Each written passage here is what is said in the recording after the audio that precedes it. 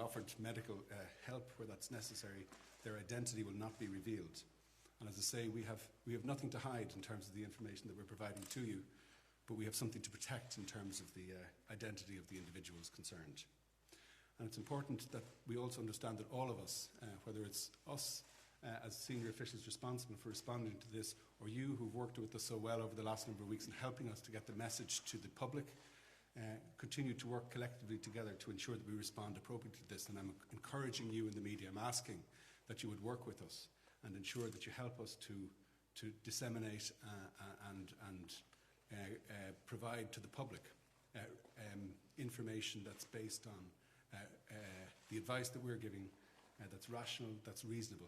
There's been in some quarters of the social media and elsewhere, information that really is not grounded in the science or the understanding of this particular illness. And it's important that we would continue to try to get the message out that we're giving to you, that this is an illness that we believe we can contain, and we can slow the progression of, that in terms of its impact and severity in relation to individuals we understand from China and elsewhere is something in the vast majority of cases is a mild illness from which people will recover.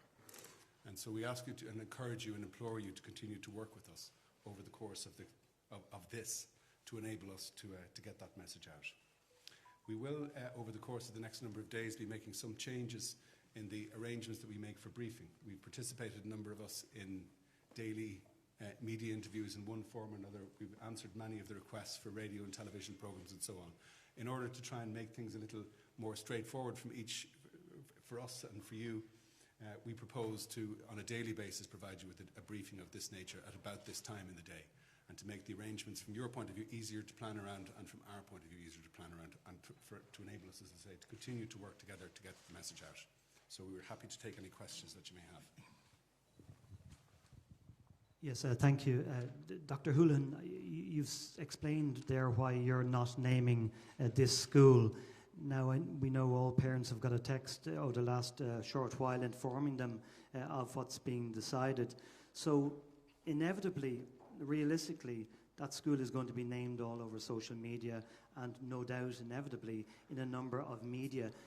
Isn't it unrealistic to think that the name can be withheld for the reasons that you've explained in terms of confidentiality? In the modern world, the name of this school is going to be known everywhere within a couple of hours. It may well be, Fergal, that as a consequence of simply taking the actions that have to be taken, that have now been mandated by the risk assessment that's been undertaken in relation to the school, involving the number of people that it does, that as a matter of direct consequence of that, information may come into the media. From our point of view, as the senior public health officials involved in this information won't come from us. We need to continue to give that assurance to members of the public that the most important means that we have of identifying this infection, particularly during the containment phase, is that a member of the public who may be concerned about symptoms understands what symptoms we're talking about, understands the areas of the world from which transmission, or in which transmission is taking place, that's part of our travel advisory, and knows what to do and how to contact us in the event that they have concerns. And a member of the public feeling that they're in a position to come forward and that they're going to receive help, and trusting in what we're saying is the first line of defence. If for any reason a member of the public feels that they cannot trust in either the message that they're receiving or in the response that they'll receive when they make contact, then we're much less likely to have people coming forward, as the person in this particular situation did. They listened to the advice that we gave, they responded appropriately, and that allowed us to take the actions that have followed from that. Hi, just a quick question. So, with all these pupils now being sent home and teachers involved as well, are the people who are actually in the house with the pupils and the teachers also at risk, and could this problem be exponentially worse? Are they put under any similar quarantine or self-isolation rules that the pupils might be subjected to? Do you mean the people in the homes with the people who actually live in the homes with the pupils and the teachers and all that? So this only applies to those individuals who are in the school, pupils and teachers, not other contacts of theirs. Have you made any contact with those who have travelled on public transport with the infected male? So we're not going to get into the details, as I've said before, of describing contact tracing arrangements, but we've set it out in relation to the school here. But we haven't, as I say, any plan to reveal any further details in relation to the contact tracing process, other than to say that it's ongoing and it's not yet complete. If you know when it will be completed? John, do you want to? I suppose I've described previously that this contact tracing is a process that public health are used to doing. We do it for measles, meningitis on a regular basis, and the priority in the earlier stages is to identify the close contacts, and we, as I said, are working through that process. And the school in question, we have been in contact and we have issued information and advice to all of the staff and the parents of the school through the principal of the school. Can you give an indication as to the size of the school, and also for the layperson, if it were of reasonable size, is that the sort of incident that could move you from the containment phase and onto the mitigation one? So it's a large school in numbers terms, but on its own it's not. It simply wouldn't move us from containment phase to mitigation phase. That's a decision that would depend on a significant number of cases arising in the community and community transmission occurring. This incident on its own doesn't change our management in terms of containment. The actions that have been taken in relation to this are entirely consistent with our ongoing policy to pursue a very tight process of containment of this illness. What is the nature of their isolation? I mean, for the other pupils now who are not infected, do they have to, do what? Just kind of the nature of it, how restrictive is it? And you were talking about teenagers, so how realistic is it? Yeah, as I mentioned there, we have issued information for the parents of all students at the school, and what that advice involves for these contacts is referred to as restricted movements, and that's that they limit their social interactions insofar as possible. They should avoid social gatherings, crowded settings. They shouldn't go to school or work or sporting events, and they should try to avoid contact with vulnerable groups as well. So that's all spelled out in the information that we've given them. And in addition to that, there will be daily monitoring by public health to answer any questions that they may have, and as well to check that they're well and haven't got any symptoms. It's maybe, if I might just point out additionally, that this is something that doesn't have an implication for any other school.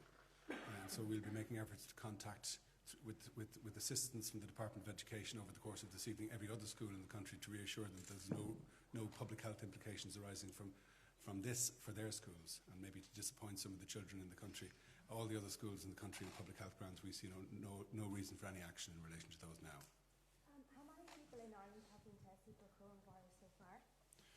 So we give an update every week on a Tuesday of that number as of the previous Monday evening. And so the last Monday evening it was 90. And we said on that occasion it was at about the time in which we broadened the travel advice to include a range of new countries such as Italy, that we expected the number of tests to go up. We'll be reporting that new figure on Tuesday evening. Okay, can you give us any indication now of where that figure lies at the moment? So we'll have that figure, as we've said before. We'll do that on a weekly basis, a total of the number of suspect cases. It was 90 last week. We'll have a new number on Tuesday evening of this week. Tony, have you completed the contact tracing for the Belfast case? Yes. And are you satisfied that everybody who needs to be contacted has been contacted? Yes. And has it resulted in any knock-on implications or actions such as you're announcing in this case? No. No. Hi, can you say whether this is linked to any of the recent ski trips that some of the schools are reported coming back from northern Italy? And if so, will other schools who are recently returned from ski trips be in similar situation? So the reason for this particular action is that the contact tracing has identified that a case that was diagnosed had contact in a school environment here. And the case we indicated last night related to a person who had travelled back from an affected area, in this case northern Italy. As to what the individual was involved in doing, and that we haven't gone into that detail. Have any of the pupils or staff or teachers that have been in contact with this male, have they presented with any symptoms? Since the letter issued in the last half an hour. Okay.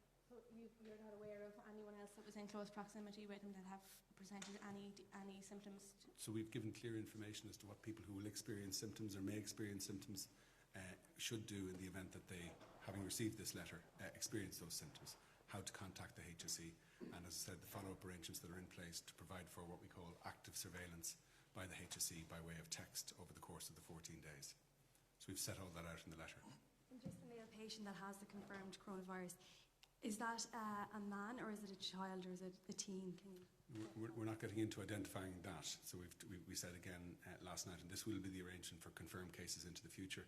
And as I've explained, it is so that we can protect the identity of an individual as best as we can and ensure that we offer that to individuals in the public, that in the event that they come forward, we're not going to be party to, in as much as we can, the revelation of their identity.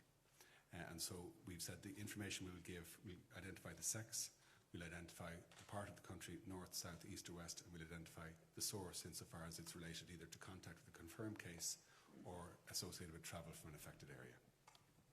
Just wondering, there's the case in the north and in the south now, both have travelled from northern Italy, and earlier this week you had said yourself, Tony, that it's likely that we will see other imported cases here. Are there any plans to stop flights from northern Italy coming into Ireland? Sure. So we've had a case in Northern Ireland and a case here, as everyone is aware. This is, again, does not change our approach. It won't be unexpected if we have further cases. It's likely, and the ECDC has said, that the likelihood of scenarios similar to what we're seeing in Italy is moderate to high in other countries across Europe. So we won't be surprised if we're dealing with that, but that's exactly what we're planning for. From the perspective of restrictions, we live in a globalised world. Again, a key part of what we're doing, a key part of what the World Health Organization is imploring us to do, is to ensure that travellers from all parts of the world know what to do in the event that they become symptomatic. And that's the focus for us, regardless of where you come from. If you're in this country and you've got symptoms, our focus is on ensuring that you know what to do in the first instance. Just to return to that question, I mean, I think almost by now we would have had direct flights from China, because I think they were starting in March, or I can't remember something, but we don't. So we made sure we don't have any direct flights. But I think the decisions about flights and movement and things like that rest more with Foreign Affairs. I just wonder what the opinion of the three of you at the table. Do you think that there should be more curbs on travel with Italy, given the obvious things that we're seeing? No, we don't. We follow the WHO guidance, as Dr. Glynn has said. We don't believe there's evidence to support the idea that those kinds of restrictions would be effective. And we've stayed in step with the rest of the world in terms of the arrangements that we have in place around flights. We are aware that companies may, in some cases, make commercial decisions around the either continuation or commencement of their schedule of seasonal flights and so on. But in terms of our recommendations, as part of our international obligations, we respond to the WHO advice, and the WHO advice hasn't placed restrictions on travel, and for the reason that Dr. Glynn said, we don't believe that would be effective, and so we don't believe there's a role for that to be played at this moment in time. To northern Italy. So we do want them to be aware of the situation over there. There are areas within northern Italy where there is significant community transmission, and obviously we cannot prevent people from travelling to that area. But there are a number of areas within the world, some parts of Korea, the affected towns of northern Italy, and mainland China, in which there's widespread community transmission, where people are being advised to avoid non-essential travel. But we can't prevent people from travelling to areas. And so it's important for us then, in recognising that travel will still continue to occur, that people coming through the airports, coming through the other ports of entry onto the island, receive good quality, clear information that they can act upon, that allows them to identify the exposures that they've had and the symptoms that they should respond to. And I think our airports have done a terrific job in raising the profile of that, along with the HC staff who've been working with them over the course of the last my colleague, weeks. For example, wants to know, she has a ticket to go in a week's time. Should she go? She's another travel to Italy with an elderly relative. Should she go with that elderly relative? Is there advice that you would give to people who are in that imminent situation? To Italy, did you say? Well, in northern Italy, yeah. Well, not the 11 towns, but northern Italy. So that's individuals will make an individual decision. The restriction of travel that we have identified, or the travel advisory that we have, it relates to the 11 towns. Yeah. Can I just ask, sorry, this might have been asked already earlier on, is there a number of children within the group, within the school group, that will be tested for the coronavirus as part of this incubation period? Is there testing being carried out on some of the children? So as part of the response to this, let's say routine testing, we haven't identified that as part of the response to this. But any individual and part of the purpose of raising the information with parents and putting the arrangements for active surveillance in place is to maximise the chance of a person developing symptoms being identified as early as possible. And in the event that that happens, absolutely testing will happen. And sorry, again, just I may have missed this, but was the person came into contact obviously with the children in the school. Had the children travelled to northern Italy? Had there been a group from the school that had travelled as well? So we're not getting into those details. We simply say that this individual child, who is the index case, was associated, as I say, with travel to northern Italy, came back to the school, and that's where the contact and exposure. But getting into a description of what other children in the school was doing, that didn't form part of our contact tracing risk assessment. Sorry, so are you confirming that that was a child then that's at the centre of the case? No, I didn't say that. No, I didn't. You did, yeah. I might come in there. Yeah. I think what's particularly important at the moment in the context of the school being closed is the issue of transmissibility and how infectious this disease is. I think it's very important to reiterate to parents who are listening in here this evening that we deal with much more infectious diseases than this on a regular basis, such as, for example, measles. So when we talk about transmissibility, we're particularly interested in something called the R0 value. And effectively what that stands for is if I have the disease, on average, how many people am I expected to pass that disease on to? So with something like measles, that's between 14 and 18 additional people, The estimates for COVID-19 so far are that it's somewhere between 2 and 2.5. In fact, data emerging from China in the last few days suggests that, in fact, when measures like the measures we're putting in place here today are instituted, that the R0 value falls much lower than that. And I think it's very important that people understand that.